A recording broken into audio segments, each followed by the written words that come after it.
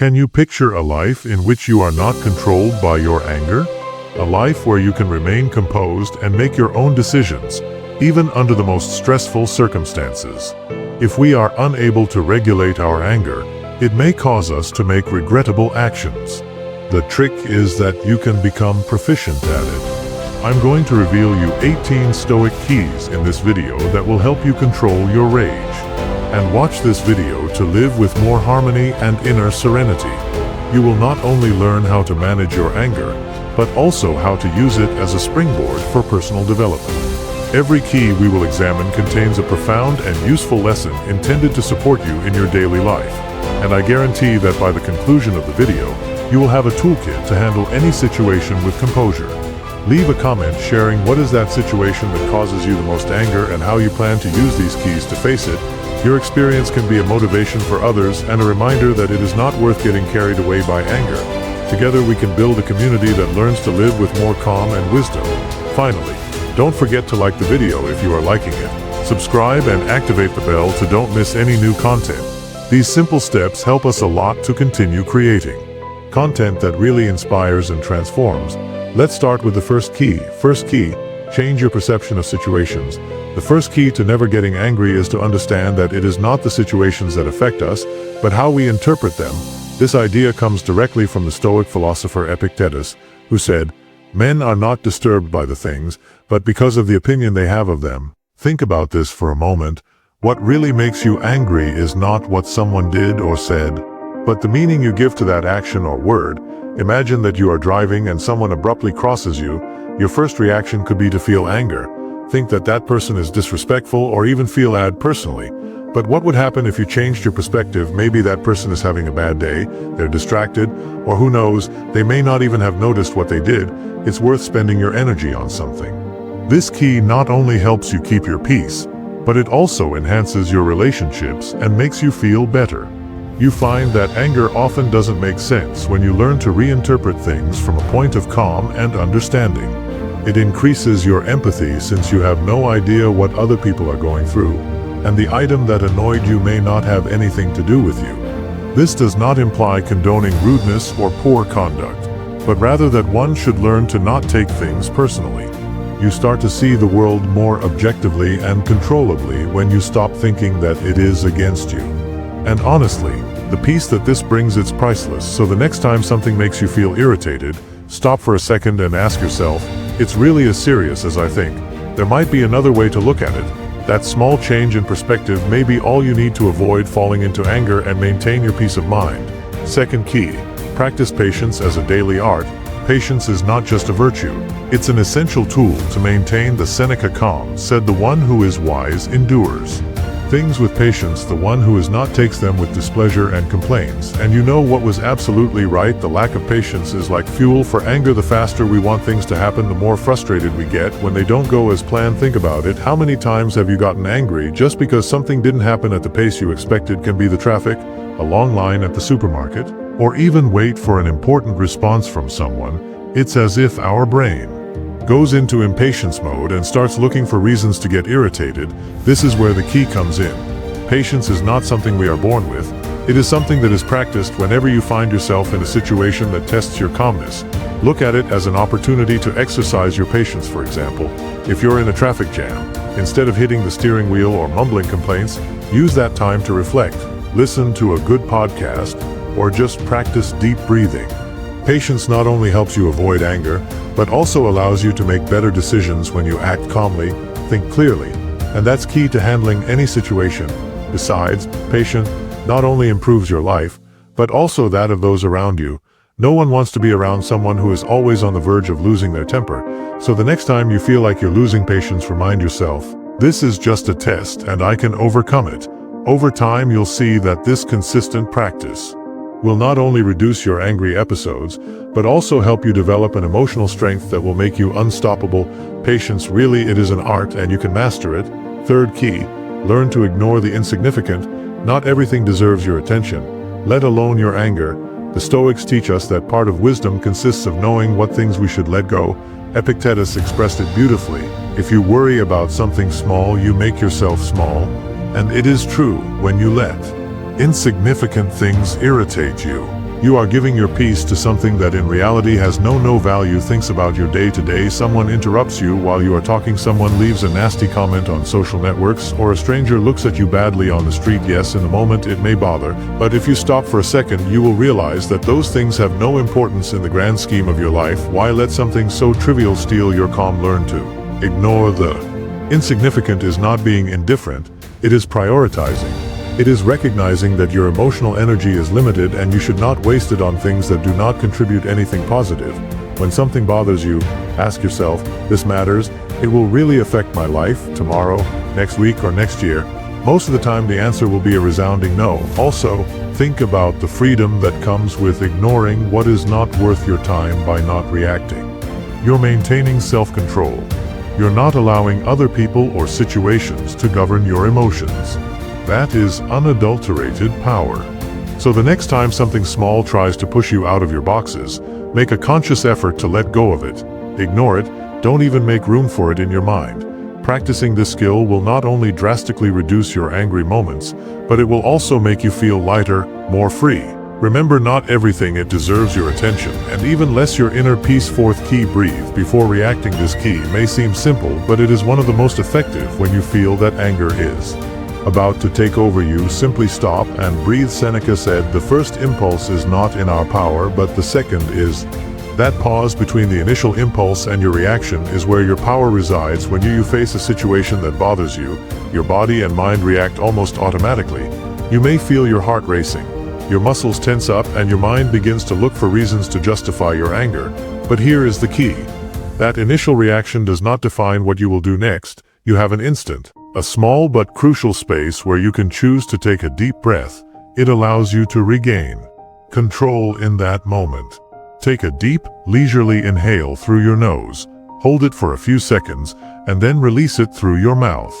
This little deed, it sends a signal to your brain that you are not in danger, that you do not need to react impulsively. In addition, breathing not only calms you down physically, but also gives you time to think.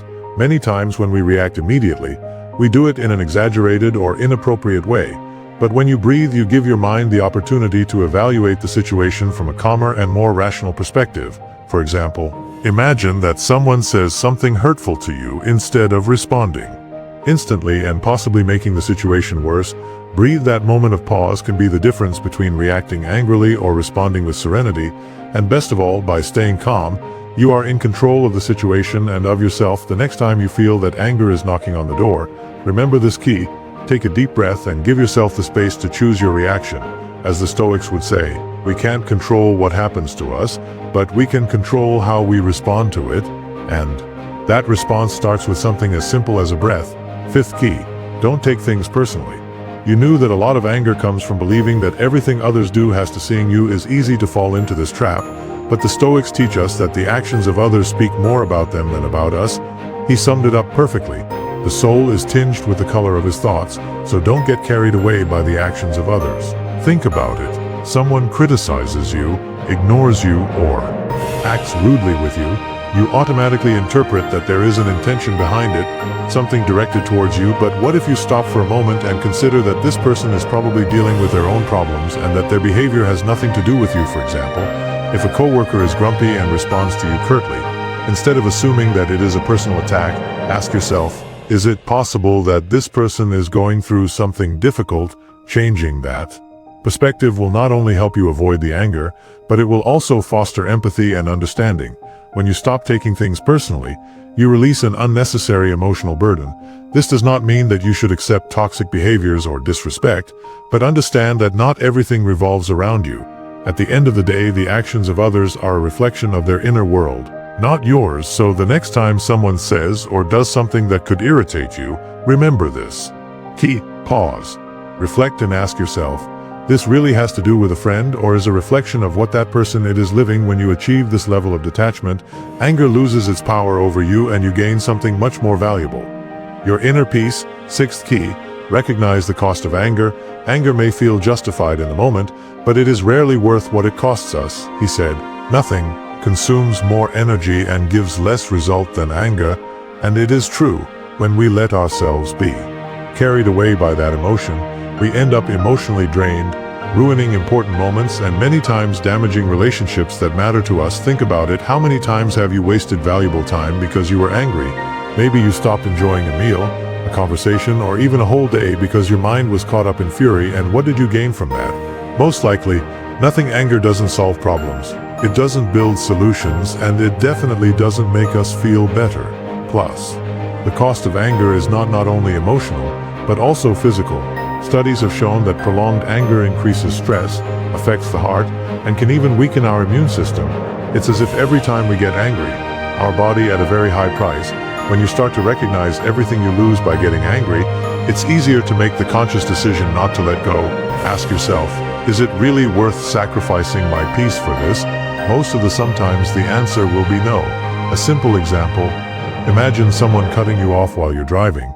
Of course, you could spend the next 15 minutes angry, swearing in your head and reliving the scene over and over again, but why did that person probably not even notice what they did, and you're the one who ends up carrying the negative emotion the next time you feel that anger is about to appear? Think about the price. Do you like it better? Directing your energy into something constructive, or allowing your rage to control you? Choosing composure over rage begins with acknowledging this cost. Never forget that your inner tranquility is always more valuable than any provocation from the outside. The seventh essential is to learn to react with empathy if someone does anything that can irritate you. Marco Aurelio reminded us that when you are upset with someone, try to understand their perspective instead of responding with fury. Remember that human beings are just like you. They are struggling with their own burdens, and this simple practice can completely transform the way you deal with conflicts. Think about this. How many times have we assumed that someone acts in a certain way just to annoy us, but if not, maybe that person who answered you wrong had a terrible day or is dealing with something that you can't see. Maybe that attitude that bothers you so much, it's the reflection of your own insecurity, tiredness, or frustration. For example, imagine you're in a long line and someone sneaks in. Your first reaction could be anger, what a lack of respect. And if that person is in an emergency, or even if they're just being neglected, it's worth wearing yourself out emotionally over something so small. Empathy not only reduces anger, but also it strengthens your relationships and helps you to be a more understanding person. This does not mean that you should justify all the actions of others, but you can choose not to react harshly or impulsively.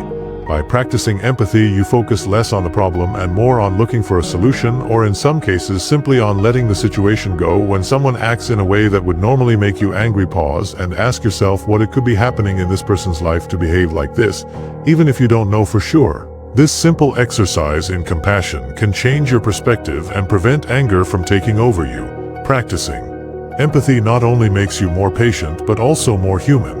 And at the end of the day, staying calm and responding with understanding will always be more powerful than reacting with anger. Why? Because as Marco would say, Aurelio, we are all fighting our own internal battles. 8 key. Be aware of your expectations. A great source of anger comes from our own unfulfilled expectations. Epictetus said, when you expect things to be a certain way and they are not, the problem is not in things, but in your expectations. And this phrase makes all the sense in the world.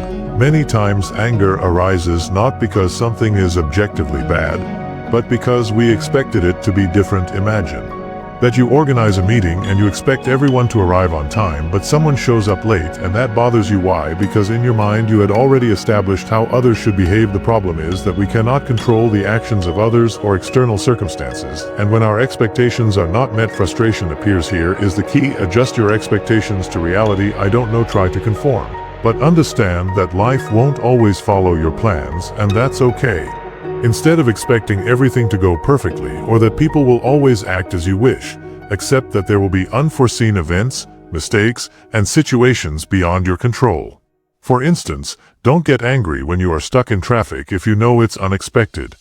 Either plan ahead or accept it as a necessary part of the journey. If you expect someone to always be kind or considerate, remember that everyone has bad days and they won't always live up to your expectations. When you lower your expectations or simply prepare for the unexpected, you drastically reduce the opportunities to get angry. Instead of feeling disappointed, you can adopt an attitude of acceptance and adaptability that not only saves you anger but also allows you to enjoy the present more without getting stuck in the what should have been the next time. You Feel anger start to arise, reflect, is this really so bad, or I'm just upset because I was hoping for something different? Recognizing this difference will help you stay calm and handle situations more wisely, because in the end our expectations are like a compass. If we don't adjust them, they can divert us from the path to inner peace. Ninth key, don't seek perfection not even in yourself. One of the biggest triggers of anger is to expect everything to be perfect, that people act in the right way, that things go as planned, or even that we ourselves do not make mistakes. But as Seneca said, to err is human. To persevere in error is what makes us wise. We are all perfect, and accepting this is key to living calmly. Think about the times you've gotten angry because someone made a mistake, maybe a coworker who forgot something important or a friend who was late for an appointment. Deep down, that anger comes from an unrealistic expectation, waiting for no one to ever fail. But let's face it, do you never make mistakes? Of course, we all do it. Accept that people, including yourself, aren't perfect. It's liberating when someone makes a mistake instead of get angry. Try to see it as an opportunity to show patience and understanding. Maybe that person already feels bad about what they did, and your anger will only make the situation worse. On the other hand, a little empathy can strengthen the relationship and solve the problem more constructively, and the same applies to you. Sometimes we are harder on ourselves than on others. You made a mistake at work, you forgot something important, or didn't react as you would have liked in a situation. What's the point of punishing yourself with anger?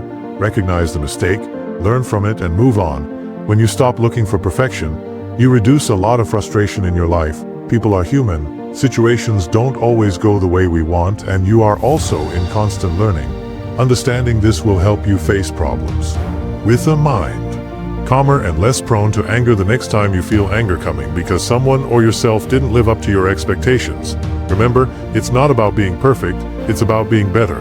And as SNEA said, wisdom comes when we learn from our mistakes, when we try to avoid them completely. 10th key, use humor as your best defense. Humor is a powerful tool to defuse anger. Sometimes all you need is to laugh at the situation to remind yourself that it is not as serious as it seems. As Epictetus said, remember, it is not the events that bother us, but how we see them. Changes how you see it, and what seemed unbearable can become insignificant. It has ever happened to you that after getting angry about something, hours or days later, you realize that it really was not that important? Maybe you even end up laughing at how absurd your reaction was. So why not skip the anger and get straight to the humor?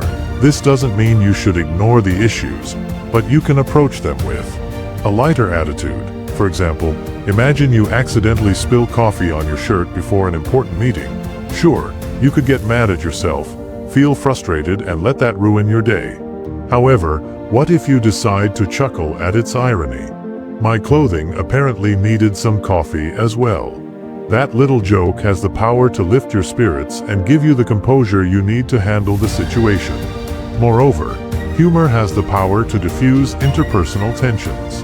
A lighthearted and humorous reaction helps shift the tone of the discussion if someone is being impolite or attempting to provoke you rather than responding angrily. It provides you emotional control in addition to preventing the issue from becoming worse.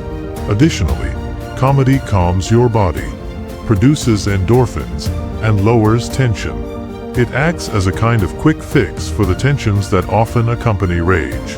Therefore, the next time you see something that would often make you furious, try to see the bright side by pausing, grinning, and considering how significant this will be in the future. I can find something funny in this situation. Practicing this approach will not only help you better manage your emotions, but it will also make it more enjoyable to be with you, both for others and for yourself, because in the end, laughing will always be a healthier option than getting angry. 11th key, practice emotional detachment. Detachment does not mean that you don't care about things or people, but that you understand that you can't possess or control anything or anyone completely. Marco Aurelio said, remember that everything you love is ephemeral. Value it while you have it, but don't let your happiness depend on it. Music. Be careful. Many times it arises because we emotionally cling to something, to our ideas, to our expectations, or even to people. We want everything to remain the same. Nothing disappoints us, that others always comply with what we expect of them. But the world doesn't work like that, and that excessive attachment only brings frustration. For example, imagine that someone cancels an important plan at the last minute. You can get angry because you had clung to that expectation of spending time together. But what do you gain from that? Detachment allows you to accept that even if that situation didn't go as you wanted, it's not the end of the world. There are other ways to enjoy your day. Practice detachment. Know it is to be cold or indifferent, but to learn to enjoy things without obsessing over them. It is to understand that people, moments, and circumstances are temporary and that your peace should not depend on them. This also applies to mistakes or failures. If you cling to the idea that everything must go perfectly, any setback will fill you with anger.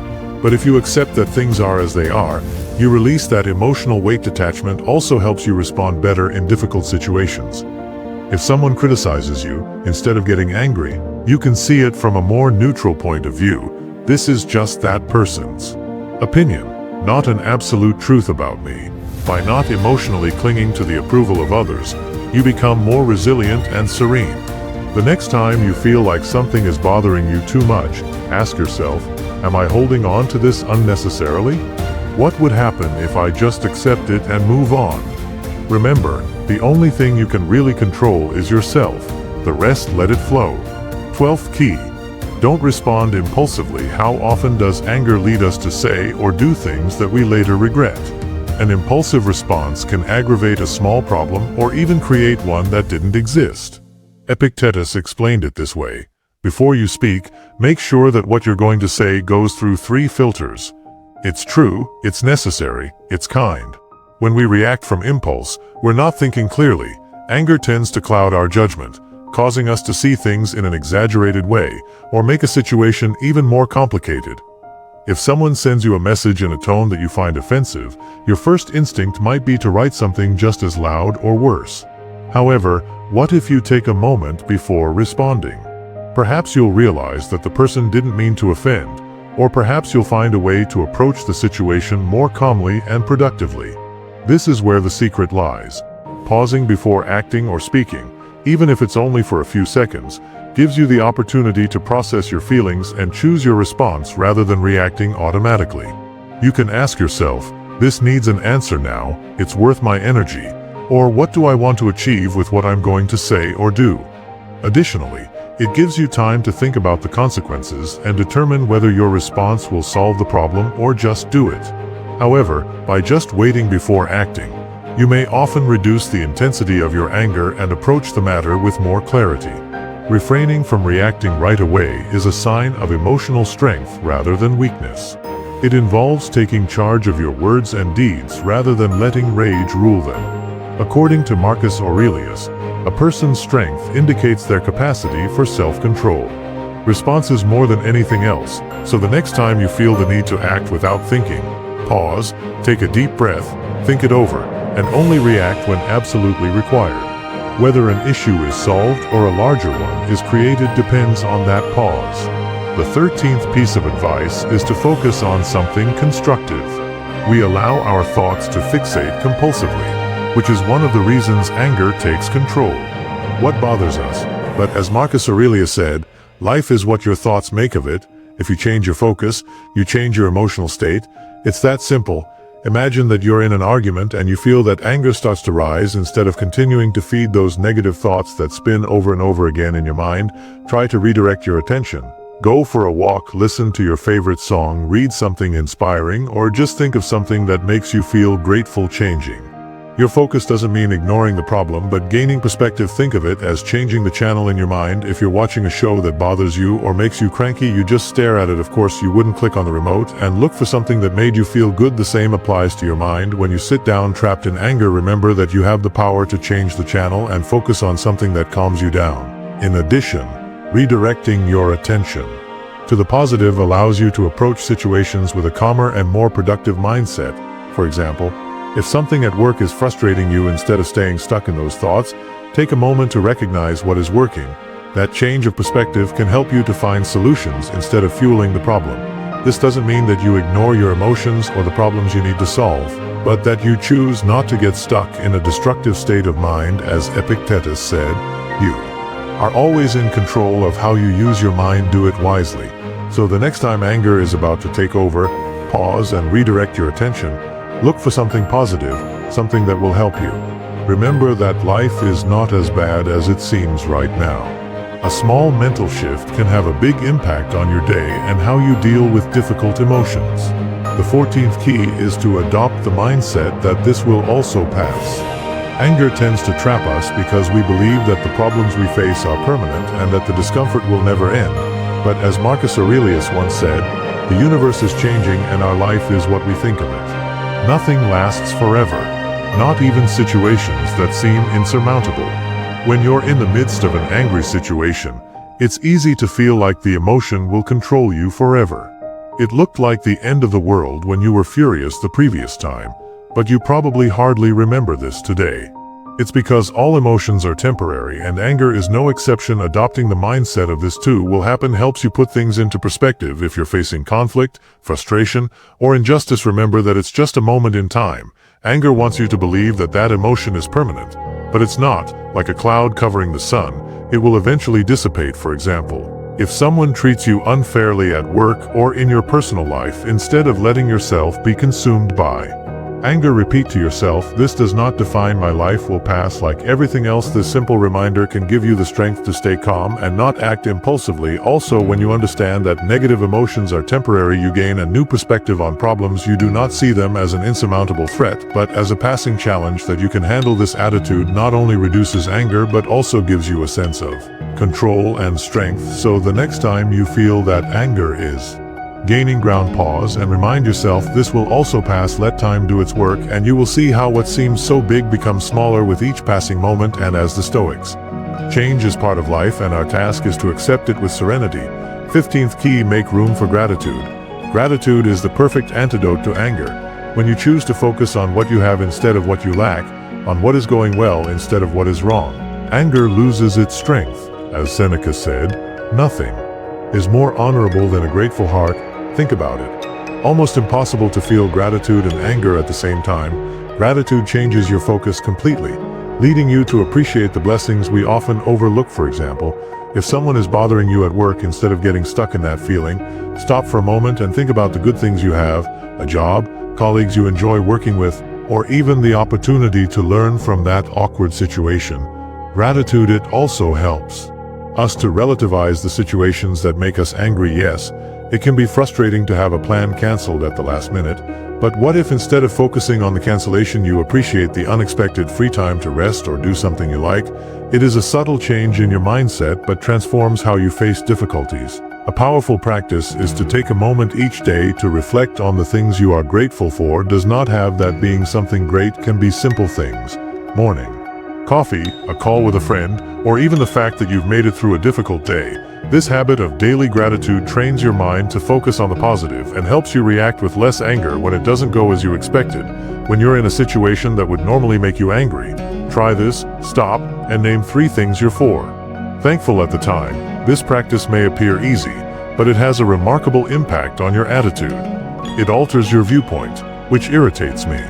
There are still many things for which to be thankful. Keep in mind that practicing thankfulness strengthens it like a muscle. Avoiding anger and maintaining a peaceful, appreciative attitude will become simpler the more you utilize it. True riches is not found in what you want, as the Stoics taught, what you possess, but in what you value. And gratitude reminds us how lucky we are even on difficult days. 16th key, learn to choose your battles. Not all conflicts deserve your energy, and not all problems need a reaction. As Marcus Aurelius said, don't waste what's left of your life worrying about things that are out of your control or unimportant. A key part of maintaining the calmness is knowing when something isn't worth it. Many times we get angry about small things that, at the end of the day, don't have a real impact on our life. Maybe someone said something you didn't like, or a situation didn't go the way you wanted. Of course, you could that in a conflict, but it's really worth it. Emotional energy is a limited resource, and using it on insignificant things only wears you out. Choosing your battles, not it means that you ignore everything or that you avoid defending yourself when necessary. It means that you make conscious decisions about where to invest your energy. Ask yourself, this will affect my life, tomorrow, next week, or next year. You really care enough to make me angry? If the answer is no, then it's probably better to let it go. For example, if someone makes a negative comment to you on social media, you can decide to ignore it instead of getting into a pointless discussion. Or if a stranger is rude to you in public, you can choose to stay calm and not let that moment ruin your day.